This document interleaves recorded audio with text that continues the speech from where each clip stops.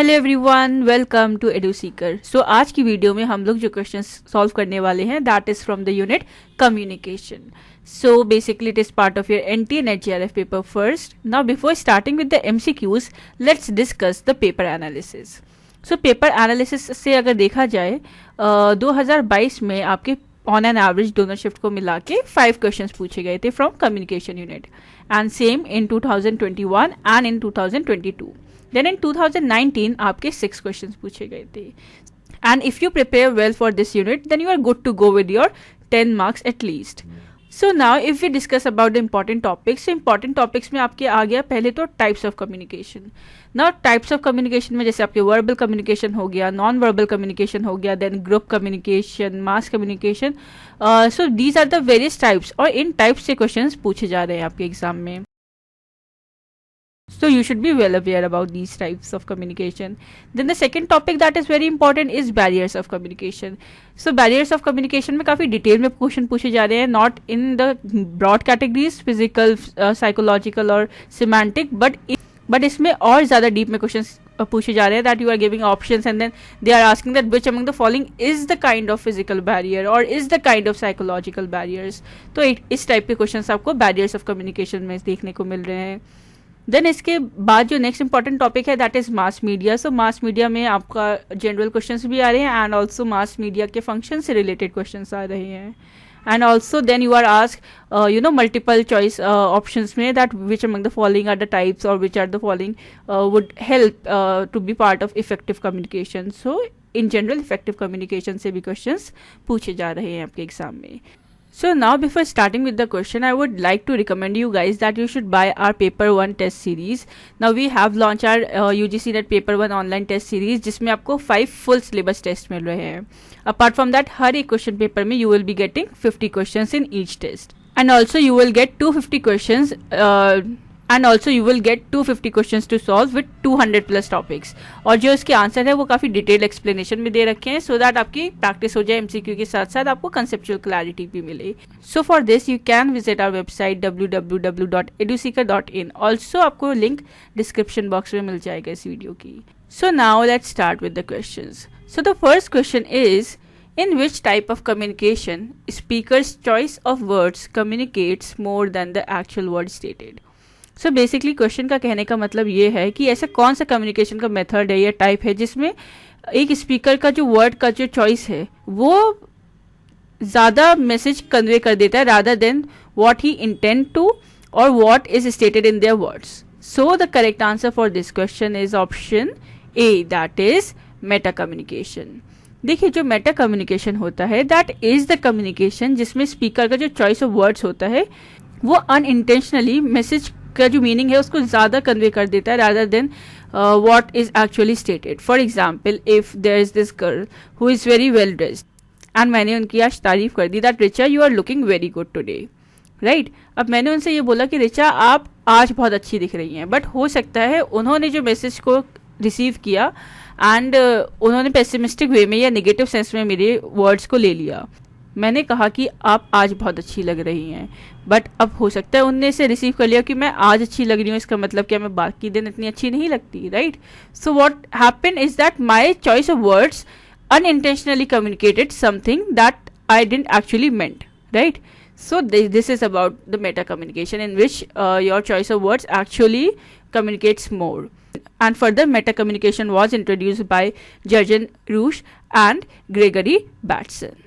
So yes, moving towards the next question. So the next question is which among the following is considered as the first model of communication. So you in the options there are different types of models of communication. अब इसमें ये पूछा गया कि इनमें से first model of communication किसे consider किया जाता है. So you have the following options and the correct answer for this question is option B that is Aristotle model.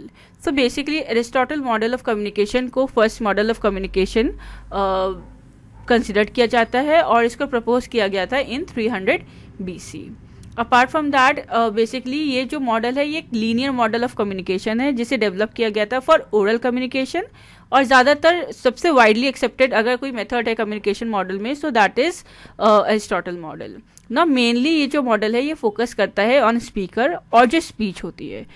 सो पूरा कम्युनिकेशन का जो प्रोसेस होता है उसमें ये स्पीकर और स्पीच को ब्रॉडली फोकस करता है और इसके 5 एलिमेंट्स होते हैं. नाउ इस मॉडल के 5 एलिमेंट्स कौन कौन से हैं? आपका पहला एलिमेंट है स्पीकर, देन आपका सेकेंड एलिमेंट है speech, third element is occasion, fourth is audience, and fifth is the effect, or we can say the feedback.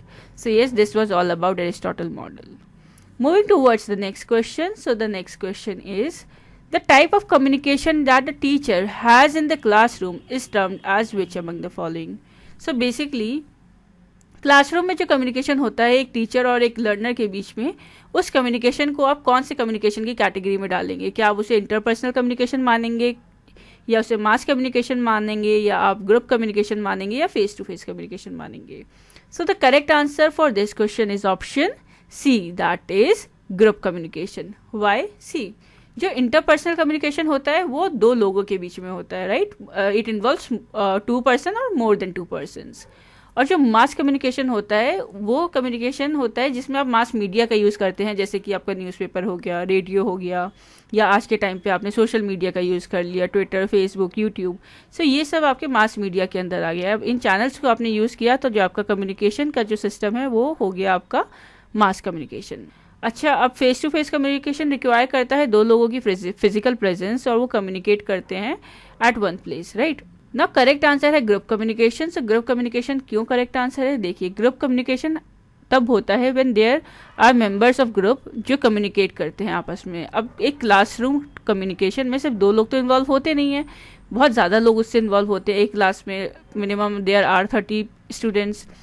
So that is why it is a group communication. Now जो teacher होता है वो communicate करता है एक class से, जो एक ग्रुप हो गया, interacts with the teacher, so therefore there is an interactive teaching session. ना ये जो ग्रुप कम्युनिकेशन होता है ये सिर्फ क्लासरूम में नहीं होता, ये किसी भी एक ऐसी ऑर्गेनाइजेशन में हो सकता है जिसकी जो ऑडियंस है या जो लोग कम्युनिकेट कर रहे हैं वो होमोजीनियस है इन नेचर में, ठीक है? फॉर एग्जांपल बिजनेस ऑर्गेनाइजेशन में भी अगर कोई कम्युनिकेशन हो रहा है तो आप उसे ग्रुप कम्युनिकेशन बोल सकते हैं. देखिए, ग्रुप कम्युनिकेशन और मास कम्युनिकेशन में मेजर डिफरेंस ये है कि जो ग्रुप कम्युनिकेशन में जो आपकी ऑडियंस है वो होमोजीनियस होती है, मतलब उसका एक ही गोल है. फॉर एग्जांपल क्लासरूम कम्युनिकेशन में जो आपका स्टूडेंट है, जितने भी आपके स्टूडेंट्स हैं, उनका एक ही गोल है कि वो पढ़ने आए हैं, राइट? और वो आइडेंटिफाइड हैं कि हाँ वो इस क्लास से बिलोंग करते हैं, एक ही पर्पस है, एक ही एम है. सो वो एक ग्रुप में आइडेंटिफाई कर गए, एक ही कैरेक्टरिस्टिक्स हैं.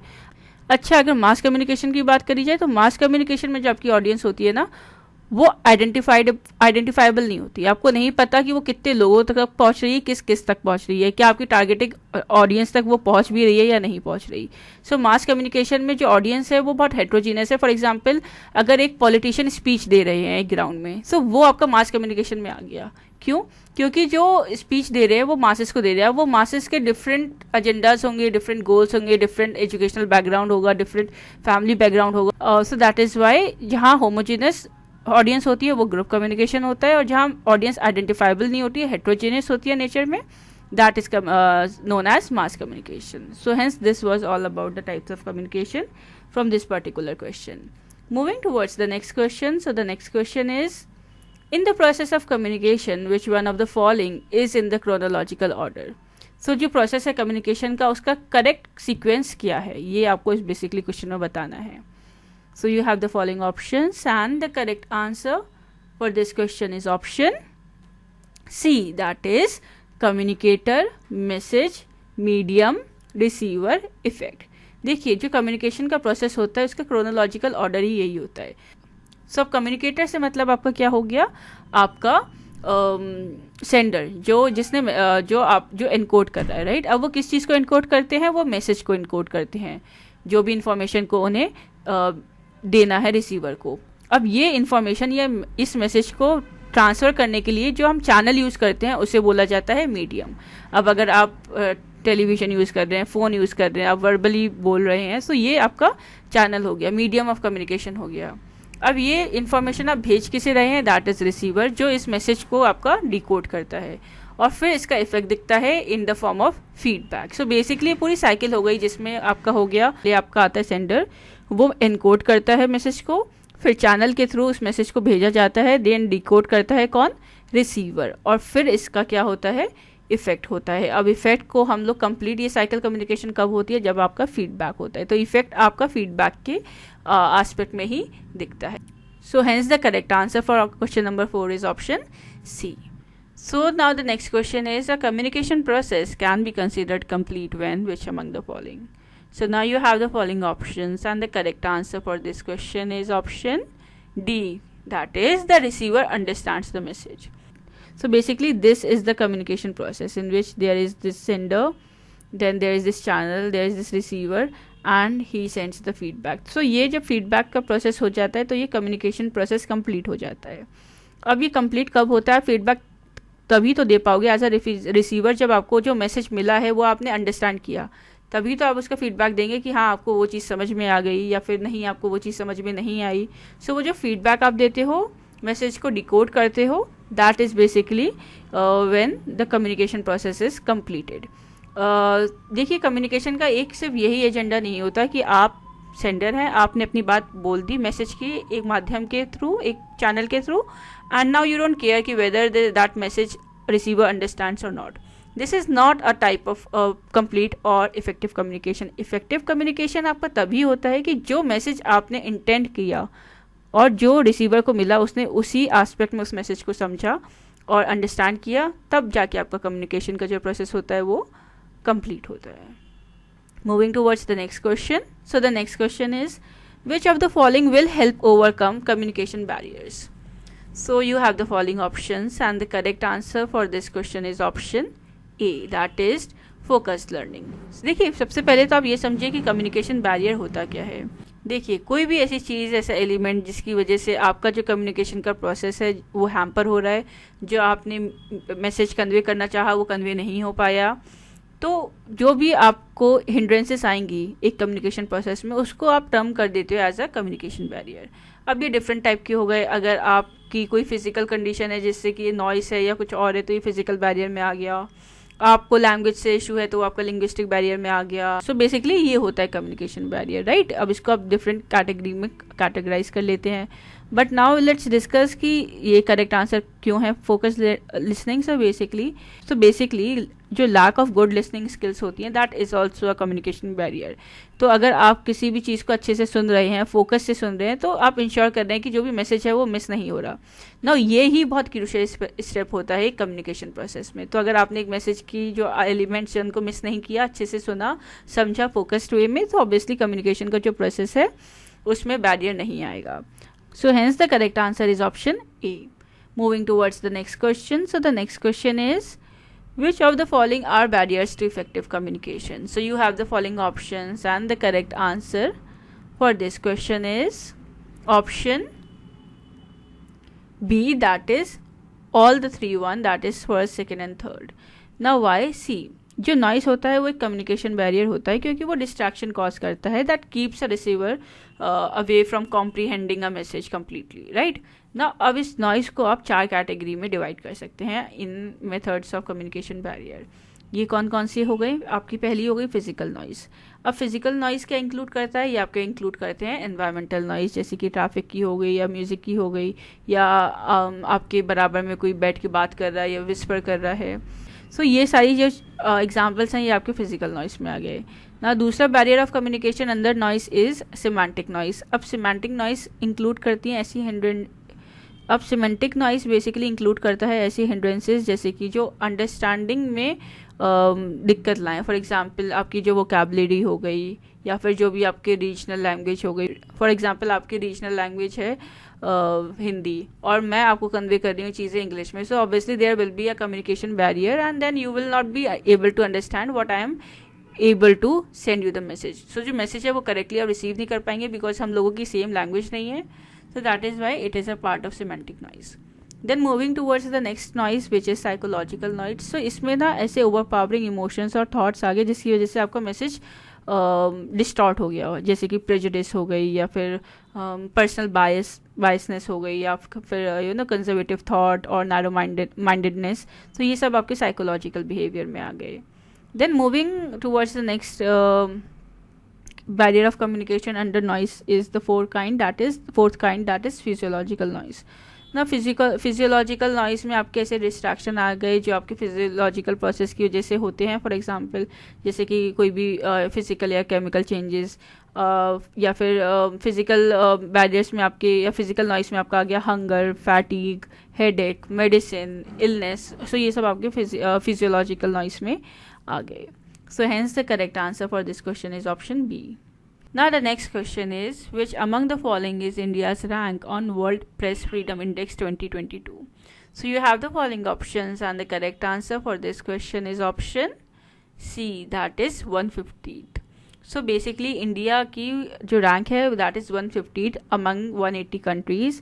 और ये जो basically इंडेक्स है वर्ल्ड फ्रीडम प्रेस इंडेक्स, ये कंट्रीज़ को रैंक करता है एंड रीजन्स को according to the level of freedom जो उनको जो उस रीजन या उस कंट्री के जर्नलिस्ट के पास है, राइट.